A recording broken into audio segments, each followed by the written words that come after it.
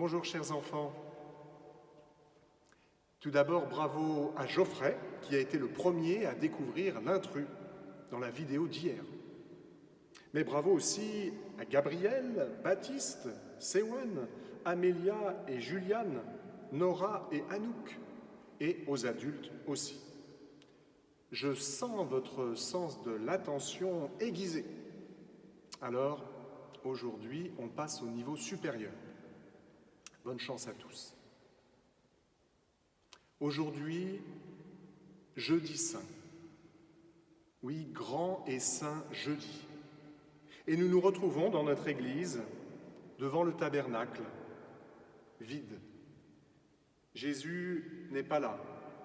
Il nous sera donné, livré, solennellement ce soir. C'est tellement grand ce qui va se passer. Alors permettez-moi juste de vous citer un verset de l'évangile de ce soir, un seul. Avant la fête de la Pâque, sachant que l'heure était venue pour lui de passer de ce monde à son Père, ayant aimé les siens qui étaient dans le monde, Jésus les aima jusqu'au bout. Voilà. Jésus nous aime jusqu'au bout de lui-même, de sa propre vie, jusqu'au bout de l'amour. Avant de se rendre au jardin des Oliviers, là où il sera arrêté, Jésus va célébrer le repas pascal à Jérusalem avec ses disciples. Vous vous souvenez peut-être en quoi consistait ce repas pascal. C'était beaucoup plus qu'un simple repas. C'était en fait une prière, une célébration. La célébration annuelle pour se souvenir de la Pâque juive, c'est-à-dire de cette nuit où Dieu, qui n'est pas sourd à la prière de son peuple esclave en Égypte, où Dieu va les délivrer de la main de Pharaon et les faire sortir d'Égypte. Chaque année, donc, le peuple juif faisait mémoire, continue de faire mémoire, de cette sortie d'Égypte où Dieu avait montré sa puissance aux dépens du roi d'Égypte et de toute son armée. Quelle joie, vous l'imaginez, pour les Hébreux, d'être enfin délivrés définitivement de cet esclavage. La fête de la Pâque juive, c'est donc le passage qui se dit Pessa, de la servitude à la liberté, de la terre d'esclavage à la terre promise. Mais Jésus ne va pas se contenter de reproduire les gestes de ce repas rituel. Il va lui donner une toute autre dimension, car c'est une nouvelle Pâque qu'il va accomplir. Il va faire passer toute l'humanité de l'esclavage du péché à la liberté de l'amour, de la servitude aux démons à la dignité de fils de Dieu. Rien que cela. Juste avant de quitter l'Égypte, Moïse et les siens ont sacrifié un petit agneau, un par famille, pour offrir son sang au Seigneur. Vous vous souvenez peut-être de cet épisode. Il fallait, avec le sang de l'agneau, badigeonner le haut, le linteau des portes des maisons des Hébreux pour éviter que la mort entre dans cette maison.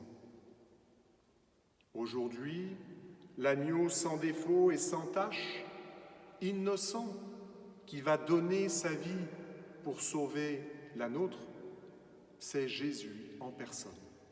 Il va réparer l'alliance entre le ciel et la terre, rétablir le bon en sa propre personne entre les hommes et Dieu.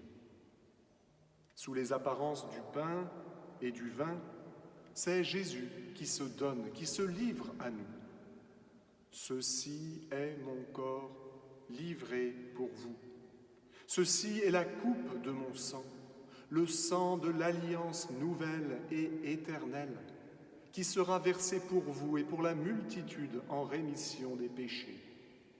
Faites cela en mémoire de moi. Jésus a trouvé ce moyen inouï pour rester avec nous. Il nous invite à manger sa chair et à boire son sang, non pas en prenant un morceau de lui-même, Mais l'Eucharistie, c'est se nourrir du Christ mort et ressuscité. C'est donc recevoir sa vie. En recevant l'Eucharistie, nous sommes aidés pour aimer les autres du même amour que Jésus. Pas de plus grand amour que de donner sa vie pour ceux qu'on aime. Et ceux que Jésus aime, c'est nous, c'est chacun, chacune d'entre nous. Quel beau jour que ce jeudi saint. Ce soir, à la paroisse, une seule messe solennelle sera célébrée à 19h. Je vous invite, si vous en avez la possibilité, à la suivre sur la chaîne YouTube de la paroisse.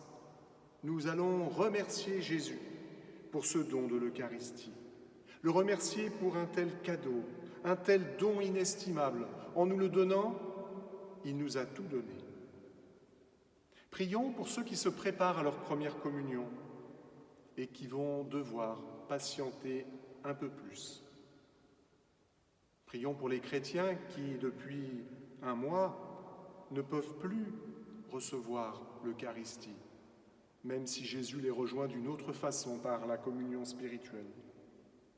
Prions pour ceux qui négligent ce trésor de l'Eucharistie. Jésus a beau être là, dans le tabernacle, tous les jours de l'année, cela ne leur fait ni chaud ni froid.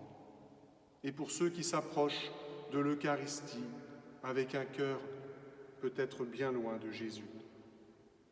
Prions aussi pour tous les prêtres dont c'est la fête.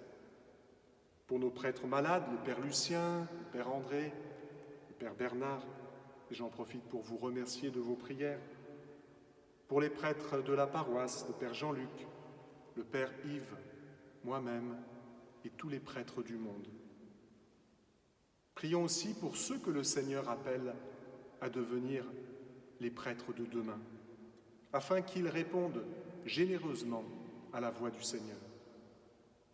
Je vous souhaite à tous un très beau jeudi saint. Je vous donne rendez-vous sur le site internet de la paroisse où des activités parfois compétitives vous sont proposées. J'en profite pour remercier les catéchistes qui nourrissent ce site et puis Gilles qui le gère avec compétence et générosité. Chers enfants, je vous bénis de tout mon cœur. Je vous donne rendez-vous ce soir à 19h si vous en avez la possibilité. Il y aura même une veillée de prière de 21h à 22h. Si vos parents sont d'accord, vous pouvez vous y associer quelques minutes. Je vous dis à demain pour le grand vendredi saint.